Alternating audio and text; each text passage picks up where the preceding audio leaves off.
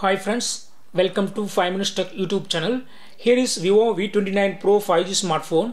In this video, you will learn how to transfer photos, videos and other important files from your phone Vivo V29 Pro to any laptop or PC. Okay, here first go to your phone and see in the bottom side. Okay, there will be C-type port. In this port, you go to insert C-type cable. You have to use USB to C-type cable or C to C cable. Okay, whatever may be.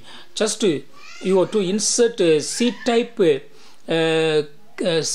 C-type pin to your phone. Then you go to insert other end of the cable with the USB end.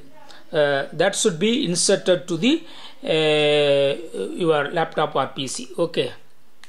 So first you have inserted C-type pin to your phone and then go to your laptop or PC and here insert USB pin to this USB port. Okay, now come to your phone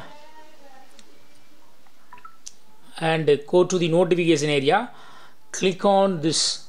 Okay, and here it is only charging. Okay, when you connect your phone via USB cable, it will by default use charging only. Okay, no data transfer is selected by default. If you would like to transfer file, what you have to do is click on file transfer here. Then only file transfer will be enabled and you can copy photos, videos and important documents from your phone to laptop. Now come to laptop and open this PC and click on Vivo V29 Pro. This is the drive. Okay, that is your phone drive. Okay, and click on internal storage and you can access to different folders in internal storage. Okay, and here I would like to access DCIM folder, that is camera folder. Okay, DCIM, then camera, and here lot of photos, videos available. Just select any photo or video or audio or whatever may be. Okay, any PDF. So just select and then right click on it, right click over it and click on copy. Then go to this PC,